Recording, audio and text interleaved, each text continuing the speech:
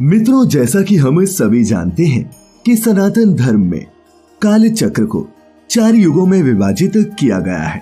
सतयुग, त्रेता युग, द्वापर युग और कलयुग। और जो अभी चल रहा है वो कलयुग है।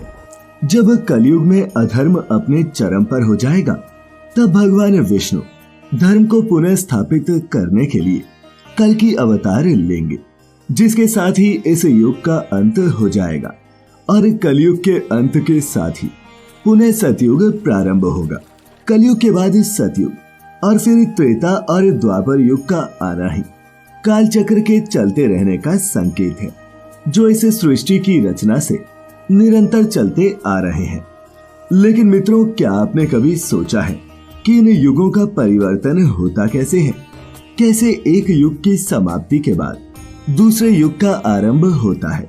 अगर आप भी इन प्रश्नों के उत्तर जानना चाहते हैं तो बने रहे हमारे साथ इस वीडियो के अंत तक। नमस्कार और स्वागत है आपका द डिवाइन टेल्स पर एक बार फिर। तो चलिए मित्रों, सबसे पहले ये जान लेते हैं कि आखिर एक युग होता क्या है। युग का अर्थ होता है काल चक्र या फिर काल अवधि। काल गणना के संदर्भ में युग शब्द का इस्तेमाल अनेक प्रकार से किया जाता है। जिन दिनों में जिस प्रचलन या प्रभाव की अधिकता होती है उसी के नाम से उस युग को पुकारा जाता है। उदाहरण के तौर पर ऋषि युग, सामंत युग, जनयुग आदि भी हुए हैं। राम राज्य के दिनों की शांति और सुव्यवस्था को सतयुग के नाम से जाना जाता है। वहीं दूसरी तरफ कलयुग अर्थात काला युग, ये वो युग है जिसमें सभी के मन में असंतोष हो, सभी मानसिक रूप से दुखी हो। वही युग कलयुग कहलाता है। मित्रों, हिंदू धर्म के अनुसार 3 युग बीत चुके हैं और अभी चौथा युग अर्थात कलयुग चल रहा है। और इस समय चक्र के अनुसार जब कलयुग समाप्त हो जाएगा तब फिर से सतयुग आरंभ होगा। और इस तरह चारों युग अपने काल चक्र के अनुसार चलते रहते हैं। युगों के परिवर्तन के बारे में जानने से पहले ये समझ लेते हैं कि इन 4 युगों में और इनमें जन्म लेने वाले लोगों में क्या क्या अंतर है। सतयुग।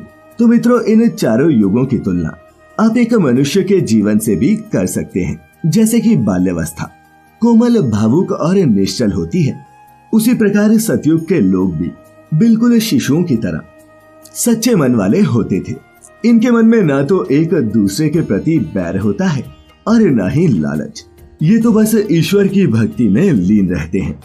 इस युग में भगवान विष्णु ने मत्स्य, वराह, नरसिंह और कुर्मी जैसे कई अवतार लिए, जो भगवान ने धर्म की रक्षा के लिए राक्षसों का वध करने, वेदों का उद्धार करने और पृथ्वी की रक्षा करने के लिए लिए थे। और सबसे खास बात, माना जाता है कि इस युग में मनुष्य की आयु 1,00,000 साल तक होती थी और उनकी लंबाई 40 से 45 फीट तक। त्रेता युग। मित्रों, बालपन के बाद जैसे एक शिशु युवावस्था में पहुंचता है तो उसमें चंचलता दिखाई देने लगती है और इसे आप त्रेता युग समझ सकते हैं, जिसमें सतयुग जैसा कोमलपन तो होता ही है, लेकिन चंचलता भी कूट कूट के भरी होती है और उसे हर चीज को मानने के लिए प्रमाण लिखित रूप से देना पड़ता है। तभी तो धर्म की जिन बातों को सतयुग ने लोगों को कंठस्थ किया था, उन्हें वेदों के रूप में त्रेता युग में लिखित तौर पर रचा गया, ताकि चंचल हो चुके मन को धर्म का पाठ पढ़ाकर सही राह पर चला जा सके। इस युग में धर्म की मात्रा 75% और पाप की मात्रा 25% होती है। और कालचक्र के अनुसार इस युग में धर्म का 4 में से 1 स्तंभ नष्ट हो जाता है। इस युग में यानी कि त्रेता युग में भगवान विष्णु ने वामन, परशुराम और अंतिम में श्री राम का अवतार लिया। इस युग में मनुष्य की आयु 10,000 वर्ष रह गई थी और लंबाई घटकर 21 फीट तक पहुंच गई थी। और इसका कारण था कि इस युग में पाप की मात्रा बढ़ने लगी थी। द्वापर युग। मित्रों, त्रेता के बाद आता है द्वापर युग, जिसे आप मनुष्य की प्रौढ़ता से जोड़कर देख सकते हैं। द्वापर युग को सनातन धर्म का तीसरा युग माना गया है। इस युग का तीर्थ स्थल कुरुक्षेत्र है। इस युग में पाप की मात्रा बढ़कर 50% और पुण्य की मात्रा घटकर 50% रह जाती है। इस युग में धर्म का आधा भाग यानी कि 2 स्तंभ खत्म हो जाते हैं और मनुष्य की आयु घटकर 1000 वर्ष ही रह जाती है। मनुष्य की लंबाई भी 10 से 11 फीट ही रह जाती है। यहाँ पर आपको ये भी बता दूं कि इस युग के अंत में भगवान विष्णु ने श्री कृष्ण के रूप में अवतार लिया था और पृथ्वी पर से अधर्म का साम्राज्य मिटाया था और फिर पुनः धर्म का साम्राज्य स्थापित किया और इसके बाद ही कलयुग की शुरुआत हुई।